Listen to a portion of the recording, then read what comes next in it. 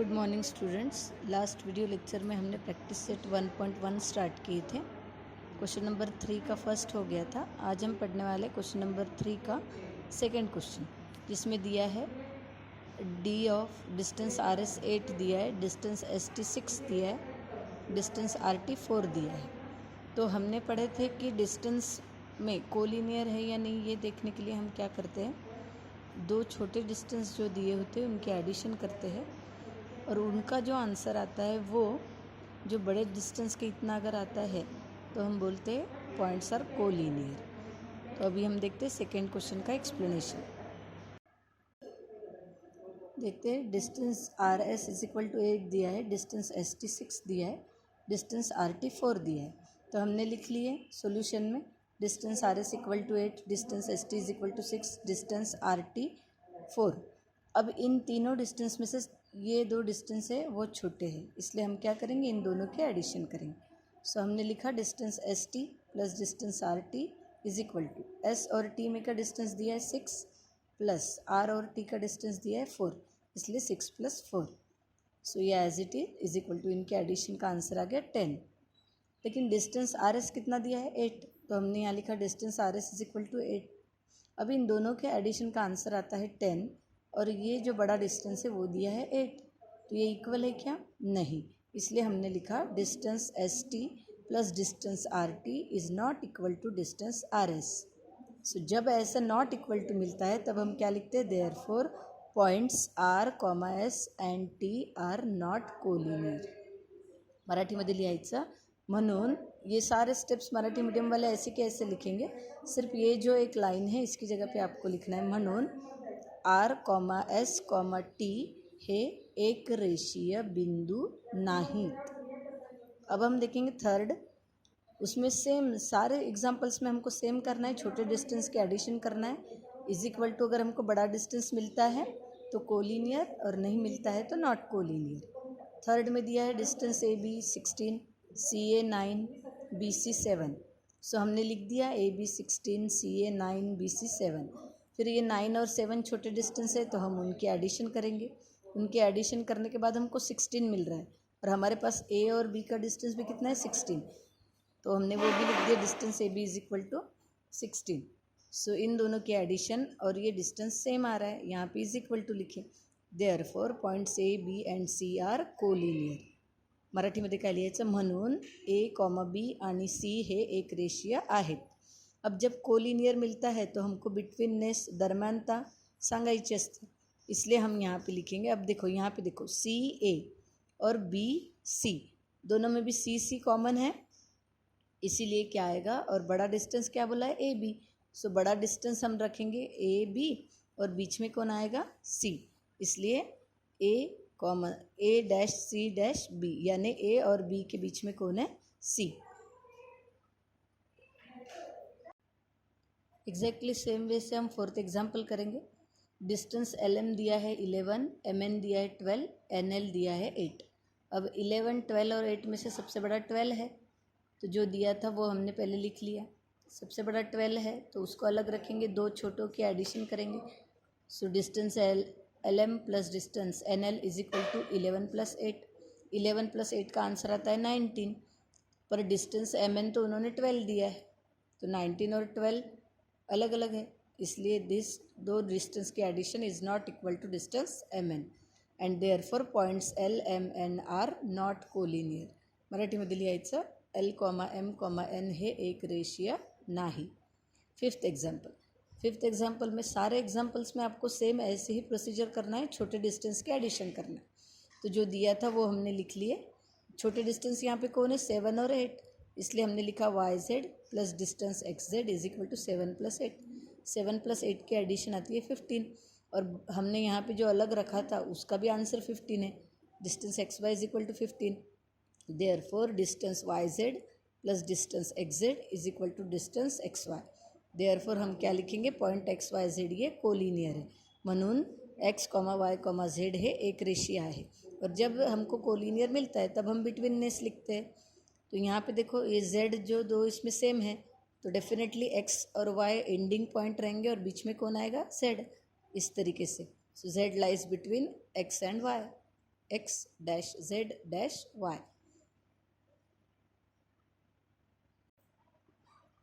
Last example same वैसे ही, D is equal to 5, E F is equal to 8, D F is equal to 6। जो दिया था वो हमने लिख लिए। 5 और 6 ये छोटे डिस्टेंस है, इसलिए हम उन दोनों के एडिशन कर रहे हैं। तो 5 + 6 का आंसर 11 आता है, और यहाँ पे हमारा बड़ा डिस्टेंस 8 है। So D E F is equal to 8। अब 8 और 11 अलग अलग है, इसलिए this addition is not equal to E F, and therefore points D, E, F are not collinear. म्हणून डी, ई, एफ हे एक रेषीय बिंदु नाहीत। अब हम देखेंगे फोर्थ क्वेश्चन। फोर्थ क्वेश्चन में बोला है, on a number line points A, B and C are such that distance A C is equal to 10, C B is equal to 8, then find A B considering all possibilities. यानी number line पे 3 points है, ए, B और सी। ए से सी तक का distance 10 दिया है, सी से बी तक का डिस्टेंस 8 दिया है। तो आपको ए बी डिस्टेंस निकालना है, लेकिन कौन सा पॉइंट बीच में है ये बताया नहीं है। तो आपको सारे पॉसिबिलिटीज़ कंसिडर करके इसको सॉल्व करना है। जैसे ए और सी अगर आप 2 कॉर्नर पे लेते हैं तो बीच में एक बार बी आएगा, वो पॉसिबिलिटी से आपको ए बी निकालना है। और ए और बी अगर कॉर्नर पे लेते तो बीच में सी आएगा, तो उस पॉसिबिलिटी को भी आपको सॉल्व करना है डिस्टेंस ए बी निकालने के लिए। तो देखते हैं, हमने लिखा distance A C is equal to 10 दिया था तो 10 लिखा, सी बी 8 दिया था तो 8 लिखा।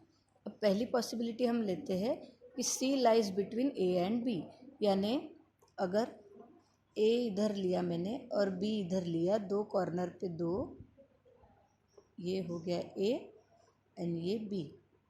सपोज मैंने क्या लिया, सी लाइज बिटवीन, सी बीच में है, ये एक पहली कंडीशन ली है मैंने। तो ए से लेके सी तक का डिस्टेंस कितना है, यहाँ से यहाँ तक का 10, और सी से बी तक का डिस्टेंस कितना है 8, इतना डिस्टेंस 8 है। तो हमको डिस्टेंस कौन सा निकालना है, ए से बी तक का। तो हम देखते हैं, पहली पॉसिबिलिटी हमने ये ली है कि C lies between A and B. मराठीमध्ये लिहायचा, फर्स्ट नंबर द्यायचा आणि लिहायचा A dash C dash B. Marathi medium वाले बच्चे इसको पहला नंबर देंगे और ऐसा लिखेंगे A dash C dash B. तो अभी देखो, डिस्टेंस ए बी निकालना है, तो हमने क्या लिखा, ए सी प्लस सी बी करना पड़ेगा। डिस्टेंस ए बी कैसे मिलेगा, distance A C plus C B करना पड़ेगा। So distance A B is equal to, A C दिया है 10, सी बी दिया है 8, तो डिस्टेंस ए बी कितना आ गया 18। जब सी ए और बी के बीच में है तब डिस्टेंस ए बी कितना मिला 18। जब सी ए और बी के बीच में है तो डिस्टेंस हमको ए सी पूरा कितना मिला 18, 10 + 8 18 मिल गया। अब हम देखते हैं सेकंड पॉसिबिलिटी, जब बी बीच में है और सी कॉर्नर पे है। सेकंड पॉसिबिलिटी हमने लिया, B lies between A and C, A और सी कॉर्नर पे है, सेंटर में क्या है बी, यानी ये ऐसी कंडीशन आएगी। ये हमने बना दी लाइन, ये लाइन में हमने क्या लिया, ए और सी लिया कॉर्नर पे, और बोल रहे हैं कि बी बीच में है, यानी हम सारे पॉसिबिलिटीज़ लेने वाले हैं। तो उसमें हमने सेकंड पॉसिबिलिटी ली कि बी बीच में है। अब हमको ए बी डिस्टेंस निकालना है। हमारे पास ए सी दिया है और बी सी दिया है, तो हम लिखेंगे A B plus B C is equal to A C. So distance A B plus distance B C is equal to distance A सी।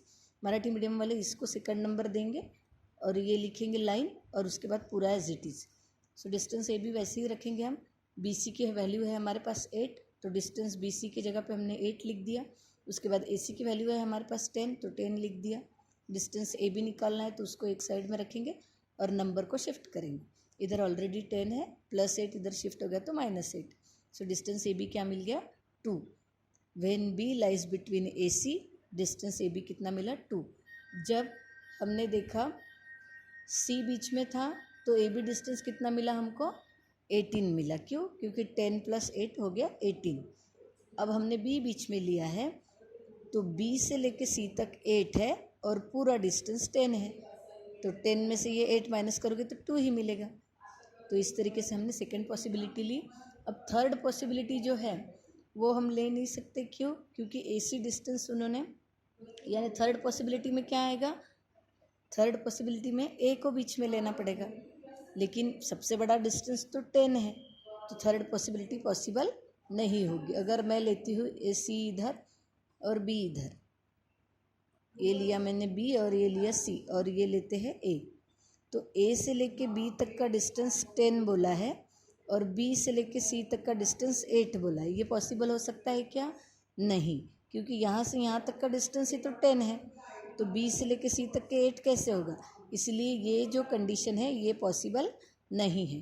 तो हम सिर्फ दो पॉसिबिलिटी लिखने वाले हैं जब बी बीच में है और सी बीच में है। सो थर्ड पॉसिबिलिटी हम नहीं लिखेंगे, यहीं तक आपको लिखना है। अब हम देखेंगे fifth question. Point X Y Z are collinear, X Y Z हे बिंदू एक रेषीय आहे such that distance X Y 17 दिलेला आहे, वाय झेड 8 आणि एक्स झेड तुम्हाला काढायचं है।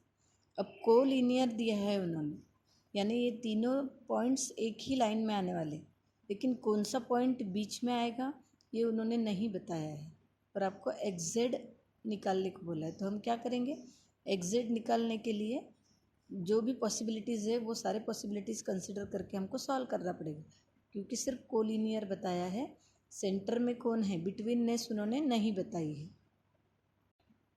सो इस तरीके से हम सॉल्यूशन लिखेंगे। X dash Y dash Z, X comma Y comma Z, X comma Y comma Z are collinear. Collinear दिए है, डिस्टेंस एक्स से लेके वाई तक का 17 दिया है, वाई से जेड तक का 8 दिया है, एक्स जेड आपको फाइंड करना है। तो हम पहली पॉसिबिलिटी लेते हैं, सपोज एक्स वाई कॉर्नर पे है और जेड बीच में है, तो उसकी फिगर कैसे आएंगी, एक्स ये होगा एक्स, ये होगा वाई और बीच में क्या लेने वाले हैं हम, जेड। सो ये पॉसिबिलिटी अगर हम लेते हैं, हमको क्या फाइंड करना है, डिस्टेंस एक्स जेड, तो distance X Z plus Z Y is equal to क्या आएगा, X Y. So distance X Z plus Z Y is equal to distance X Y. हमारे पास किसकी वैल्यू है, एक्स वाई की है और वाई जेड की, तो डिस्टेंस एक्स जेड हम वैसे ही रखेंगे plus X Y Z, Z Y की जगह पे 8 लिख दिए और एक्स वाई की जगह पे 17, 8 को इधर शिफ्ट कर देंगे तो प्लस शिफ्ट होने के बाद माइनस, सो एक्स जेड कितना मिला, 9। तो ये एक पॉसिबिलिटी से हमने निकाला एक्स जेड। अब दूसरी पॉसिबिलिटी एक और ये हो सकती है कि y बीच में है और z कॉर्नर पे है, जैसे कि ये ले लिया मैंने x, ये ले लिया z और बीच में ले लिया y। मुझे निकालना है X Z distance. So X Z कैसे मिलेगा, X Y plus Y Z. So distance X Z is equal to distance X Y plus distance Y Z. Therefore distance X Z is equal to, इसकी value 17 है, इसकी value 8 है, तो दोनों की addition कर देंगे तो 25। इस तरीके से हमने निकाला एक्स जेड, दोनों पॉसिबिलिटी कंसिडर करके। तो आपको दोनों भी पॉसिबिलिटी लिखना है।